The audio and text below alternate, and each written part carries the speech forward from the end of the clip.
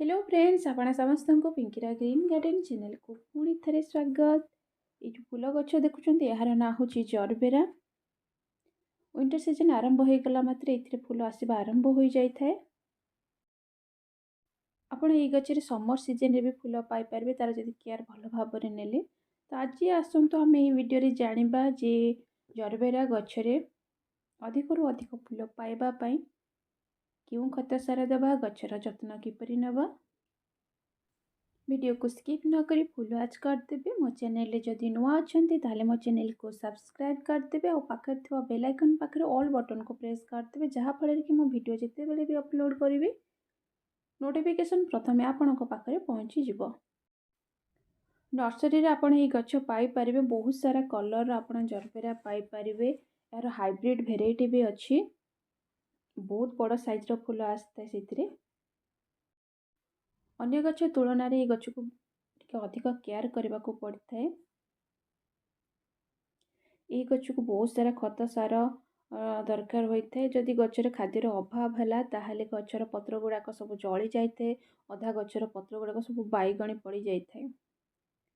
जदि पत्रर कलर बैगणी देखागला पत्र गुड़ाक जलीगला ताहले जानवे जे गचरे खाद्यर अभाव होची। जरबेरा गचरे भल फूल पाइबाकू हेले प्रथमे याकू भल सॉइल रे लगेबाकू पड़िबो। सब वेल ड्रेनेज सॉइल रे लगांतु। से आपको नेबाकू पड़िबो गार्डन सॉइल कंपोस्ट आपण जेकोसी प्रकार कंपोस्ट नहीं पारिबे और रिवर्स सैंड मिक्स करके आपण लगे पारिबे। जिते बेले भी आपण यहाँ कुंडरे लगाउछन्ती सब बेले ड्रेनेज होल थिबा कुंडरे ही लगांतु। जदि पानी भल भाव ड्रेनेज न हो पाला ये गछ पची जाए से आपण सब बेले यहाँ ड्रेनेज होल थिबा कुंडरे ही लगांतु। कुंडटा टिके लंबा रहिले भल कहीं यार बल्ब्स रु रूट्स गुड़ाक बहुत तल को जाए तो टिके लंबा कुंड हेले बहुत भल ये गछ पाई। बेसी बड़ कुंड दरकार नहीं गछ लगे 7-8 इंच कुंडरे लगे किंतु चौड़ा न रही जदि लंबा रहा बहुत भल। जरबेरा गचरे भल फूल पाइबाकू हेले आपण गछ मूल को मासकू थरे हालुका भाव में खोली दिंतु। हालुका भाव में खोलीदे कौन हम ना गछ मूलर माटी हालुका रहा सहित गछ मूल को ऑक्सीजन मिल सहित जी सब बना बना घास गछ मूल उठी से सब बाहरी जीव। तापरे गचरे जी सुखिला पत्र अच्छी पत्र हलदिया पत्र बैगणी पत्र जो पत्र गुड़ाक जली जाइए से सब काटिकी बाहर करदे। ये सब पत्र जदि गचरे रहिला ताहले अन्य पत्र को डेई पारे। गचर मूलर ही फूल बाहरी थाए। एठू देखंतु एठी ही कढ़ आसी थाए। जितेबाला आपण ये जरबेरा गछ लगाउछन्ती तार मूलटा ऊपर को रहबा दरकार। तार मूलटा केबे भी आपण ढांकिबे नहीं माटी रे।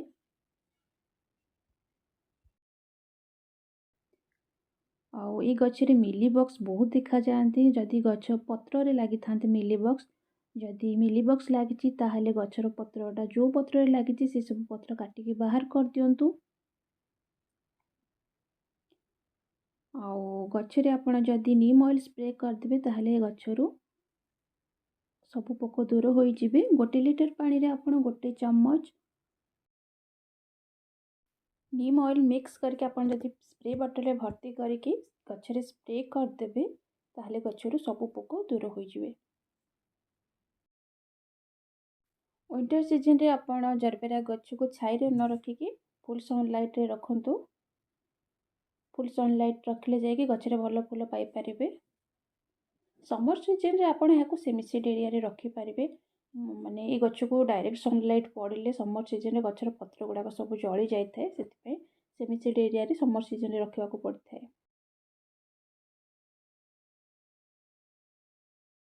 जरबेरा गचरे भल फूल पाइबाकू हेले गच को सफिशिएंट खाद्य देवाकू पड़ता है।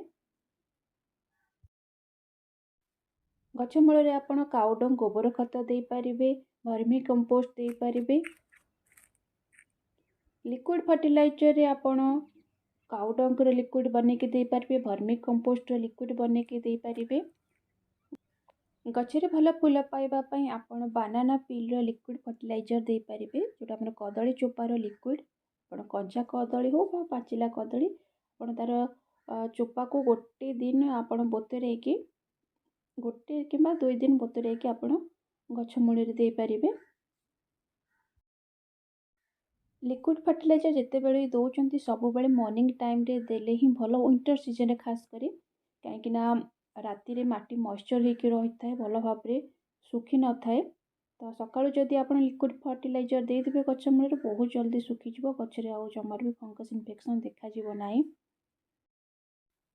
ଗଛ ମୂଳର ମାଟି ବହୁତ ଦିନ ମଏଶ୍ଚର୍ ହେଇକି ରହିଲେ ଯଦି ମାଟି ନ ଶୁଖିଲା ତାହେଲେ ଗଛରେ ଫଙ୍ଗସ୍ ଇନଫେକ୍ସନ୍ ଦେଖାଯାଇଥାଏ। ଖାସ୍ କରି ଜରବେରା ଗଛରୁ ବହୁତ ଫଙ୍ଗସ୍ ଇନଫେକ୍ସନ୍ ଦେଖାଯାଇଥାଏ। ଆପଣ ଏଇ ଯେଉଁ କଦଳୀ ଚୋପାର ଲିକ୍ୱିଡ଼ ଯେତିକି ନେଇଛନ୍ତି ତାର ଡବଲ୍ ପାଣିରେ ଏଇଟାକୁ ମିକ୍ସ କରିକି ଗଛରେ ଦେବେ, ଡାଇରେକ୍ଟ ଦେବେ ନାହିଁ।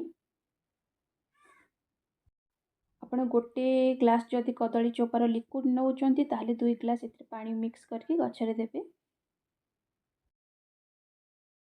କଦଳୀ ଚୋପାରେ ପଟାସିୟମ୍ ଆଉ କ୍ୟାଲସିୟମର ମାତ୍ରା ବହୁତ ପରିମାଣରେ ଥାଏ, ଯାହାକି ଗଛରେ ଫୁଲ ଆସିବାରେ ସାହାଯ୍ୟ କରିଥାଏ। ଗଛ ମୂଳର ମାଟି ଯଦି ଶୁଖିଲା ଅଛି ତାହେଲେ ଗଛରେ ପାଣି ଦିଅନ୍ତୁ। ଗଛ ମୂଳର ମାଟି ଯଦି ଓଦା ଅଛି ତାହେଲେ ଗଛରେ ଜମାରୁ ବି ପାଣି ଦିଅନ୍ତୁ ନାହିଁ। ଆପଣ ଯଦି ରେଗୁଲାର ପାଣି ଦେବେ, ଗଛ ମୂଳର ମାଟି ଓଦା ହେଇକି ବାରମ୍ବାର ରହିଲା ତାହେଲେ ଗଛରେ ଫଙ୍ଗସ୍ ଇନଫେକ୍ସନ୍ ଦେଖାଯାଇଥାଏ। ଗଛକୁ ଫଙ୍ଗସ୍ ଇନଫେକ୍ସନ୍ରୁ ରକ୍ଷା କରିବା ପାଇଁ ଆପଣ ଗଛରେ ଫଞ୍ଜିସାଇଡ୍ ପାଉଡ଼ର ଦେଇପାରିବେ, ଫଞ୍ଜିସାଇଡ୍ ପାଉଡ଼ର ଲିକ୍ୱିଡ଼ ମଧ୍ୟ ଦେଇପାରିବେ। ଯଦି ଆପଣଙ୍କ ପାଖରେ ଫଞ୍ଜିସାଇଡ୍ ନାହିଁ ତାହେଲେ ଆପଣ ହଳଦୀ ଗୁଣ୍ଡ ଗଛ ମୂଳରେ ଦେଇପାରିବେ। ହଳଦୀ ଗୁଣ୍ଡଟା ବହୁତ ସ୍ଲୋରେ କାମ କରିଥାଏ। ଆପଣଙ୍କ ପାଖରେ ଯଦି ଫଞ୍ଜିସାଇଡ୍ ପାଉଡ଼ର ଅଛି ତାହେଲେ ଆପଣ ମରିଯାଉଥିବା ଗଛକୁ ବି ବଞ୍ଚେଇ ପାରିବେ। ଗଛରେ ଭଲ ଫୁଲ ପାଇବା ପାଇଁ ଆପଣ ଯଦି କେମିକାଲ ଫର୍ଟିଲାଇଜର୍ ଦେବା ପାଇଁ ଚାହୁଁଛନ୍ତି ତାହେଲେ କେମିକାଲ ଫର୍ଟିଲାଇଜର୍ରେ ଆପଣ ପଟାସ୍ ଦେଇପାରିବେ, DAP ଦେଇପାରିବେ। ଯେତେବେଳେ ଏଇ କେମିକାଲ ଫର୍ଟିଲାଇଜର୍ ଦେଉଛନ୍ତି ସବୁବେଳେ ଇଭିନିଂ ଟାଇମ୍ରେ ଦେବେ ଆଉ ମାଟି ମଏଶ୍ଚର୍ ଥିଲା ଟାଇମ୍ରେ ଦେବେ। ଆଉ ଗଛ ମୂଳକୁ ଛାଡ଼ିକି ଟିକେ ଦୂରରେ ଦେବେ। ଗଛ ମୂଳରେ ଯଦି ଦେଇଦେବେ ଗଛ ଜଳି ଯାଇପାରେ। ଆଉ ଗଛ ଯଦି ଛୋଟ ଅଛି ତାହେଲେ ଅଳ୍ପ ପରିମାଣର ଦିଅନ୍ତୁ। ଗଛ ଯଦି ଟିକେ ବଡ଼ ଅଛି ତାହେଲେ ଆପଣ ଟିକେ ବଢ଼େଇକି ଦେଇପାରିବେ, କିନ୍ତୁ ଅଧିକ ଦେଲେ ଗଛ ଜଳି ଯାଇପାରେ। ଗଛରେ ସବୁବେଳେ ଅର୍ଗାନିକ୍ ଫର୍ଟିଲାଇଜର୍ ଦେବାଟା ହିଁ ଭଲ। ଆପଣଙ୍କ ପାଖରେ ଯଦି ଅର୍ଗାନିକ୍ ଫର୍ଟିଲାଇଜର୍ ଅଛି, କେମିକାଲ ଫର୍ଟିଲାଇଜର୍ ଜମାରୁ ବି ଦିଅନ୍ତୁ ନାହିଁ। ଫ୍ରେଣ୍ଡସ୍, ଭିଡ଼ିଓଟି ଯଦି ମୋର ଭଲ ଲାଗିଛି ଗୋଟେ ହାଇପ୍ କରିଦେବେ। ଭିଡ଼ିଓକୁ ମୋର ଫୁଲ୍ ୱାଚ୍ କରିଥିବାରୁ ବହୁତ ବହୁତ ଧନ୍ୟବାଦ।